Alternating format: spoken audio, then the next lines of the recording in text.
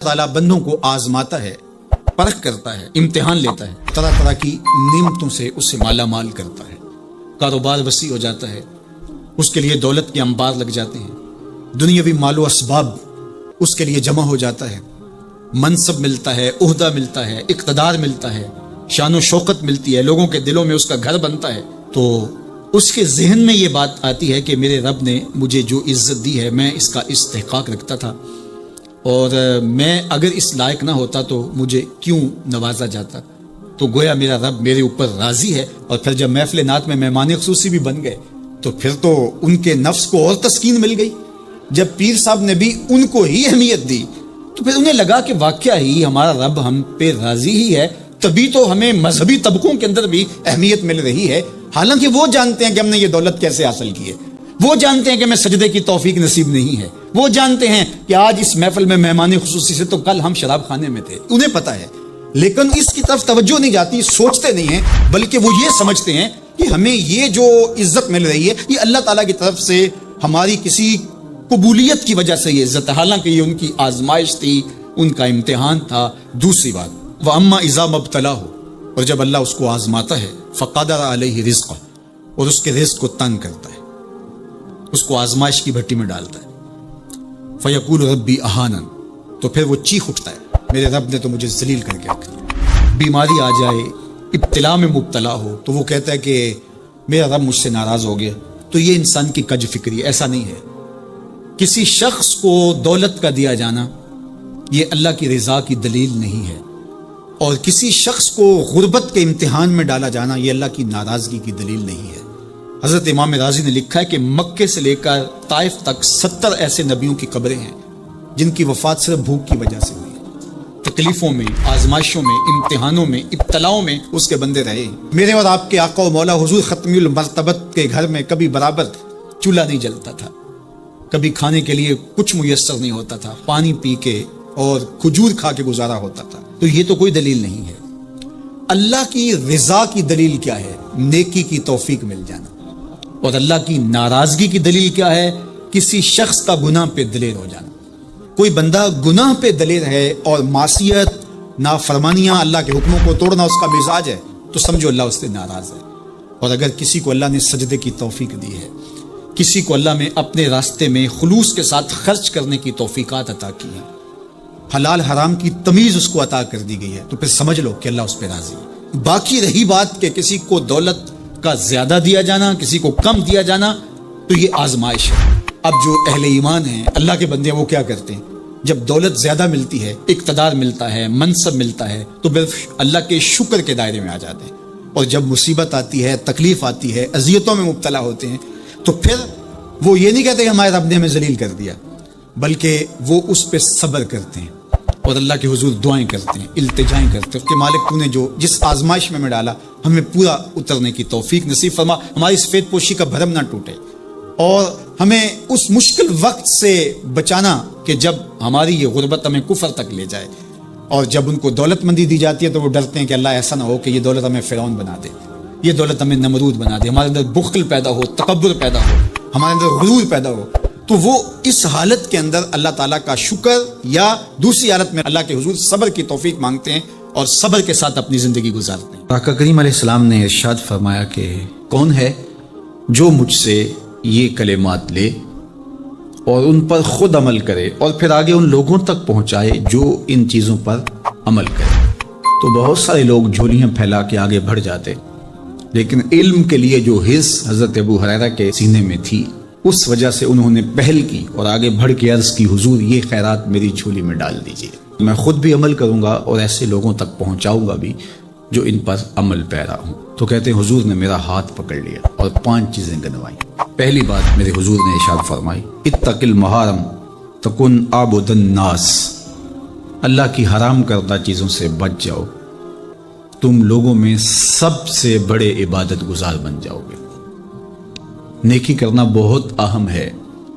لیکن یہاں جو تعلیم دی گئی وہ گناہ سے بچنے کی ہے۔ ایک شخص رات کو 100 نفل پڑھ لیتا ہے،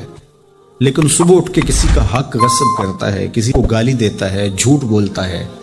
کم تولتا ہے، کم ناپتا ہے، اللہ کے حکام کو توڑتا ہے، اور دوسرا شخص ساری رات عشاء کی نماز کے بعد سویا رہا اور دن کو فجر کے بعد اس نے جھوٹ نہیں بولا، کسی کو تنگ نہیں کیا، اللہ کی مخلوق کو ضرر نہیں پہنچایا، تو شریعت ایسے شخص کو پسند کرتی ہے جو اللہ کی حرام کردہ چیزوں سے بچ جائے۔ نیکی کی توفیق مل جائے، نفلی عبادات میسر آ جائیں تو بڑی بات ہے، لیکن اس سے بڑی بات یہ ہے کہ اللہ کی حرام کردہ چیزوں سے بچا جائے۔ دوسری بات ارشاد کی، وَرْضَ بِمَا قَسَمَ اللَّهُ لَكَ تَكُنْ أَغْنَى النَّاسِ، اللہ کی تقسیم پہ راضی ہو جا، لوگوں میں سب سے بڑا غنی تو ہوگا۔ دولت کی کثرت سے بندہ غنی نہیں بنتا، کتنے دولت مند ہیں، نفس کی کمینگی ہی ختم نہیں ہوتی۔ تو غنی اس وقت بندہ بنے گا جب اللہ کی تقسیم پہ راضی ہو گیا، اللہ نے جس حالت پہ رکھا اس حالت پہ خوش ہے کہ میرے مالک نے مجھے جو دے دیا یہ میرے لیے اس نے مناسب جانا، تو بس میں اس پہ راضی ہوں، میں اس پہ خوش ہوں۔ اور اگر انسان یہ نہیں چاہتا اور نہیں کرتا تو جہاں بھی ہوگا وہ مطمئن نہیں ہوگا۔ پھر ارشاد فرمایا، وَأَحْسِنْ إِلَىٰ جَارِكَ تَكُنْ مُؤْمِنًا، اپنے ہمسائے کے ساتھ سلوک اچھا کر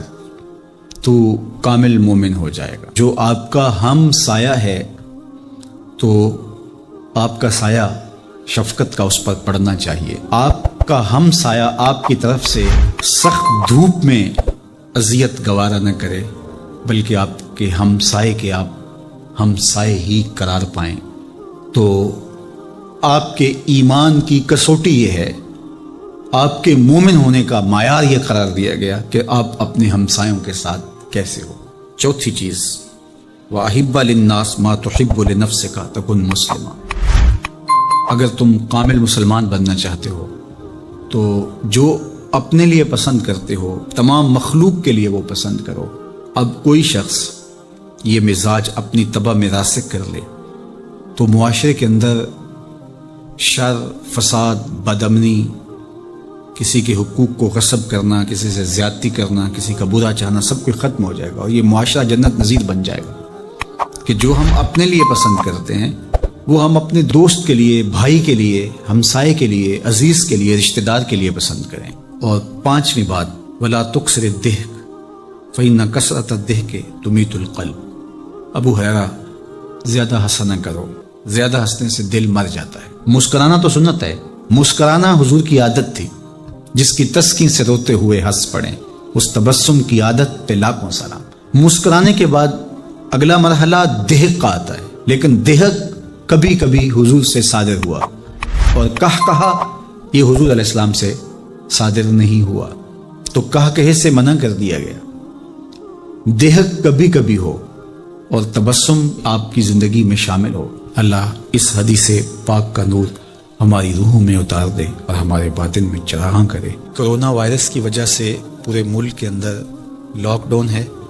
تو اس موقع سے بھرپور فائدہ حاصل کر کے ہمیں ذکر و فکر کی طرف آنا چاہیے۔ قرآن مجید کی تلاوت، کثرت نوافل، قضا شدہ نمازوں کی ادائیگی اور دیگر امور خیر بجا لانے چاہیے۔ اپنے ماں باپ کی صحبت میں بیٹھنا چاہیے، ان کی دعائیں لینی چاہیے، اپنے بچوں کے پاس بیٹھیں، اور بہت سارے اور امور جو ہم اپنی مصروفیات کے باعث پورے نہیں کر پاتے، تو یہ موقع ہے ان کو پورا کرنے کا۔ لیکن اس موقع سے ناجائز فائدہ حاصل کرتے ہوئے بہت سارے لوگ اپنے مکانوں کی چھتوں پہ دھاتی تاروں کے ذریعے پتنگیں اڑانے کے شغل میں مصروف ہیں، تو اس شغل سے خدا را باز آئیے۔ یہ موقع ایک دوسرے کی مدد کرنے کا ہے، نصرت اور اعانت کرنے کا ہے،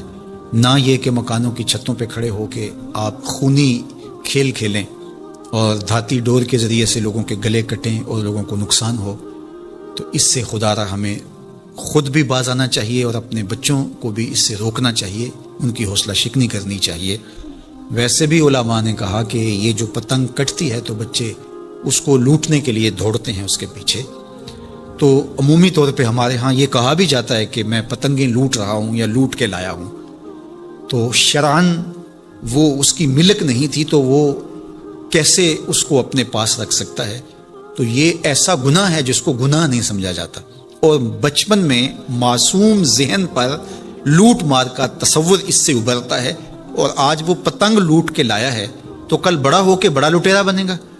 تو یہ ماں باپ کو سوچنا چاہیے کہ پتنگ لوٹنے کا عمل لوٹنے کی ایک مشق ہے، اور بچہ اس کو کوئی برائی نہیں سمجھ رہا اور اس کو گناہ نہیں سمجھ رہا، حالانکہ یہ مال لکتا ہے. اور اگر کسی نے پتنگ لوٹ لی یا ڈور لوٹ لی تو ہمارے فقہا نے لکھا ہے کہ 6 ماہ تک اس کا اعلان کرے، مالک کے نہ ملنے کی صورت کے اندر اس کو صدقہ کرے، وہ خود پھر بھی نہیں رکھ سکتا ہے چونکہ یہ مال لکتا کے حکم کے اندر ہے. تو عمومی طور پہ ہم بچے کو بھی شاباش دیتے ہیں، اس کو بڑا دلیر قرار دیتے ہیں کہ اس نے اتنی پتنگیں لوٹی، آج اس کا یہ کمال ہے. تو میاں یہ بچوں کے نفسیات کے اندر لوٹ مار کے تصور کو راسخ کرنے کا ایک ذریعہ ہے پتنگ. اس نقطہ نظر کی طرف شاید کبھی کسی کی توجہ نہ گئی ہو تو اس پہ بھی غور کرنے کی ضرورت ہے. میں تو یہ بات کہا کرتا ہوں کہ چلتی ہوئی ٹرالی سے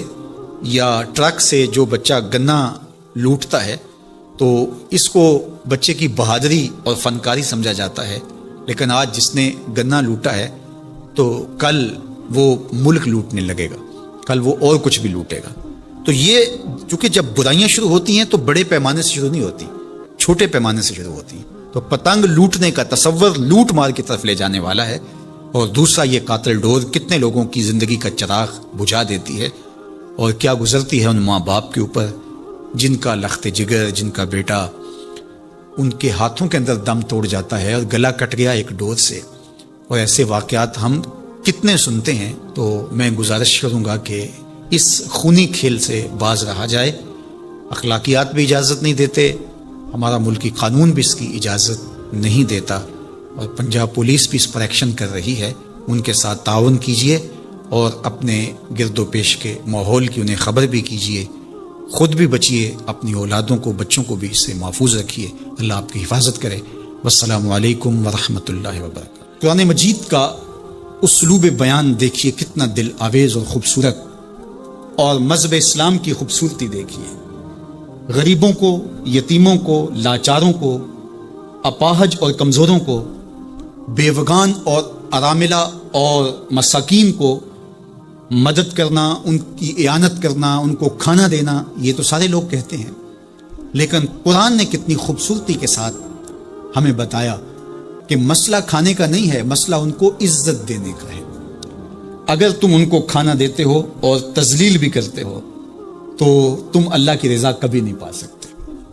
اللہ کی رضا تمہیں تب نصیب ہوگی جب تم ان کی عزت نفس کا خیال رکھو گے، ان کی تذلیل نہیں کرو گے. تم ان کی تصویریں سوشل میڈیا پہ اور اخباروں پہ ڈال کر کے ان کی تذلیل کا سبب اور ذریعہ نہیں بنو گے تو پھر تمہارا رب تم سے راضی ہے. تو بات کھانا دینے کی نہیں ہے. قرآن کہتا ہے تم ان کی خدمت کرو، ان کو کھانا کھلاؤ، لیکن اس چیز کا تمہیں پہلے خیال ہونا چاہیے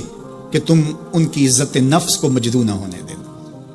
وَرَجُلٌ تَصَدَّقَ بِصَدَقَةٍ فَأَخْفَاهَا حَتَّى لَا تَعْلَمَ شِمَالُهُ مَا تُنْفِقُ يَمِينُهُ. میرے حضور نے فرمایا جس شخص نے صدقہ کیا اور اتنے مخفی انداز میں کیا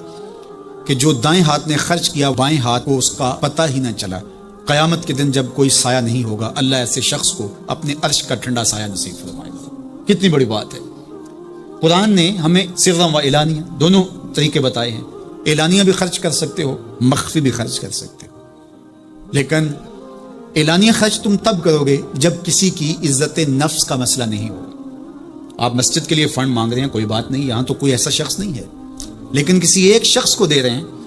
تو پھر آپ کو اس بات کا خیال کرنا ہوگا. اس وقت پھر مخفی کرنا تمہارے لیے ضروری ہے. اسی طرح اگر تم ترغیب کے لیے کر رہے ہو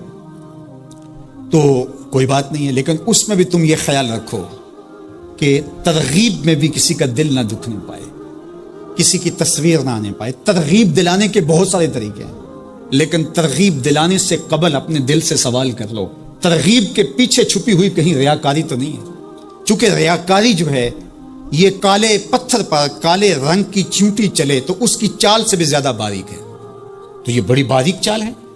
تو بعض کا بندہ کہتا ہے میں تو ترغیب کے لیے کر رہا ہوں، لیکن اس کے پیچھے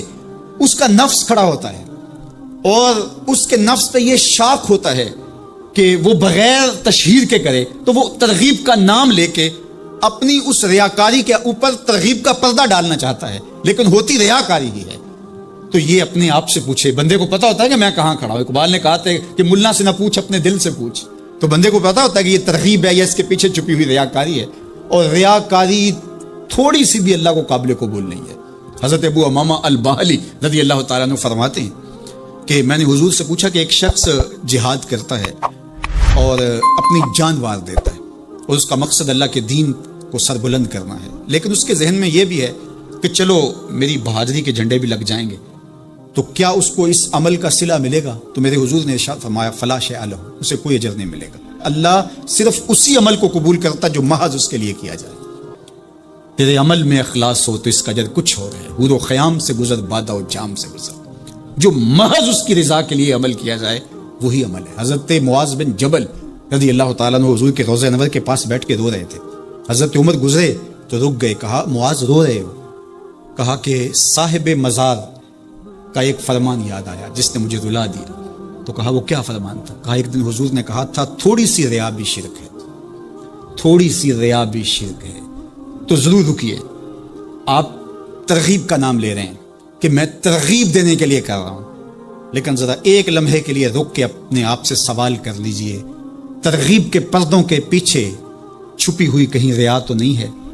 اگر ریا کہیں چھپی ہے تو عمل ضائع ہو گیا، عمل برباد ہو گیا۔ کیتی کتری پئی کھو محمد تے سکہ بنیا زردہ، سب کچھ برباد ہو گیا۔ اس لیے محض اس کی رضا کے لیے ترغیب بھی اگر آپ کی نیت ہے تو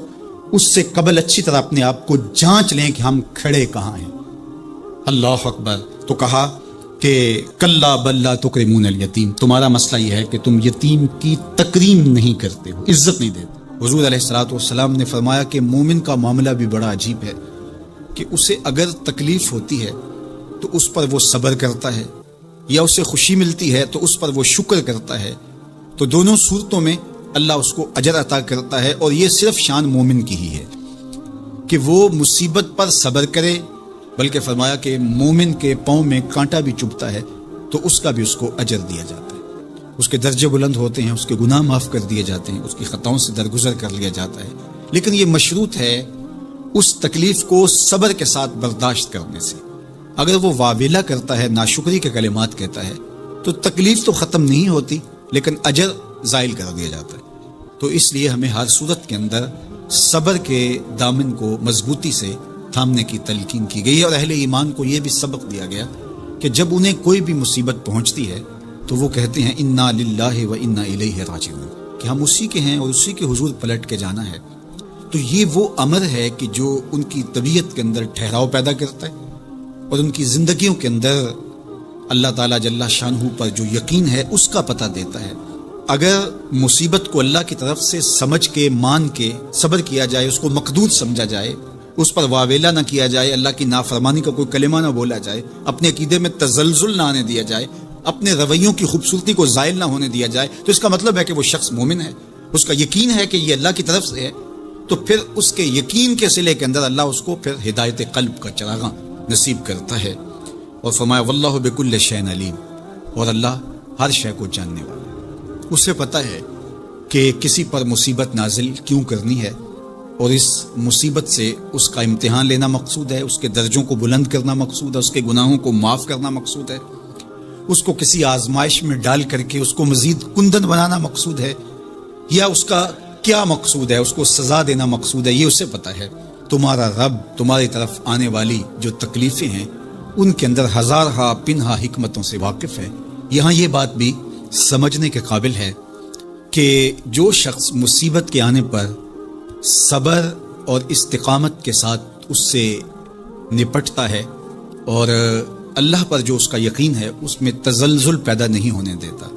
کل من عند اللہ، اے محبوب فرما دیجئے جو کچھ ہے وہ تمہارے رب کی طرف سے، یہ اس کا خیال اور فکر ہے کہ یہ میرے اللہ کی طرف سے، تو پھر اس مصیبت کو ٹالنے والا بھی وہی ہے۔ تو اگر یہ اس کا عقیدہ پختہ تھا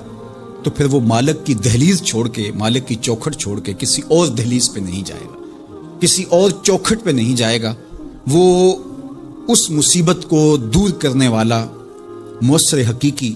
اللہ کو ہی جانتا ہوگا اور اسی کے حضور دعائیں کرے گا، التجائیں کرے گا، کسی شرک کا ارتکاب نہیں کر سکتا ہے، اور وہ مالک کی دہلیز سے کبھی روح گردانی نہیں کر سکتا، بلکہ اس تکلیف کے آنے سے وہ اپنے رب کے ساتھ اور زیادہ جڑ جائے گا۔ اور اگر وہ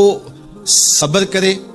تو یہ اس کا ایک مرتبہ ہے کہ وہ حوصلے کے ساتھ اس تکلیف کو برداشت کرے، اور دوسرا مرتبہ جو اس سے بڑھ کر ہے کہ اس پہ اللہ کی رضا کے سانچے میں اپنے آپ کو ڈھال لے کہ جے سونا میرے دکھ وچ راضی، میں سکھ نو چلے ڈاواں۔ اگر وہ اس بات پہ راضی ہے تو کوئی بات نہیں ہے، میں اس پہ راضی ہوں کہ میرے رب کی یہ رضا ہے۔ تو یہ دونوں چیزوں کا مل جانا یا دونوں میں سے کسی ایک کا مل جانا، یہ اللہ کی طرف سے اس کو دیا گیا انعام ہے جو اس مشکل حالات میں اس کو حاصل ہوتا ہے۔ اب وہ کس کیفیت میں ہے اللہ تعالیٰ اس کو خوب جانتا ہے کہ وہ اس پہ صبر کر رہا ہے یا اس کا اندر ڈول رہا ہے، اس کا عقیدہ کمزور تھا اور وہ کمزوری کے باعث جو ہے وہ تزلزل کا تذبذب کا شکار ہو گئے، تو یہ تمہارا رب خوب جانتا ہے۔ تو تمہارے سینے کے اندر چھپی ہوئی کیفیت تمہارے جاتا ہے، سوال کا دروازہ کھول لیتا ہے، اللہ اس کے لیے محتاجی کا دروازہ کھول لیتا ہے۔ حالات سخت بھی ہوں، اگر قابل برداشت ہوں تو ان کو برداشت کرنا چاہیے تاکہ سوال کی عادت نہ پڑے۔ انسان مخمصے کی حالت میں ہو، مجبور ہو جائے تو وہ ایک الگ بات ہے، مخمصے کی حالت میں سوال جائز ہو جاتا ہے، لیکن اگر حالت مخمصے کی نہ ہو تو پھر سوال نہیں کرنا۔ تھوڑی سی مشکل آئی اور اناج بٹتے ہوئے دیکھا تو خود بھی سوالی بن کے جا کے کھڑے ہو گئے، جبکہ ہمارے گھر کے اندر اتنا کچھ موجود تھا کہ ہم گزر کر سکتے تھے، لیکن مفت کا مال ہے لہٰذا کوئی حرج نہیں ہے، تو پھر آہستہ آہستہ انسان اس کا عادی بن جاتا ہے۔ اللہ اس وقت سے بچائے کہ ہم محتاج ہوں اور ہمیں عملاً اس جگہ پہ آنا پڑے، اللہ سب کو محفوظ فرمائے۔ لیکن اگر حالات کچھ تلخ بھی ہوں تو پھر بھی اگر آپ دیکھیں اپنے آپ کو کہ کیا ہم ایسی جگہ پہ تو نہیں ہیں کہ ہم سوال کرنے جائیں، تو باہر ایک ماحول دیکھ کر کے تو لپک پڑنا، تو اس سے آپ کی طبع کے اندر سوال کی عادت پیدا ہوگی، تو اس لیے جو مانگنا شروع کر دیتا ہے پھر اس کے لیے محتاجی کا دروازہ بند نہیں ہوتا، الا یہ کہ کوئی سخت مجبور ہو جائے تو شریعت اس کو اس کی اجازت دیتی ہے۔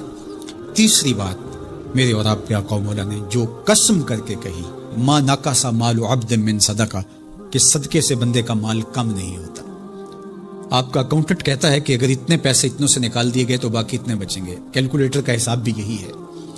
لیکن میرے محبوب فرماتے ہیں کہ میں ضمانت دیتا ہوں کہ صدقے سے مال کم نہیں ہوتا،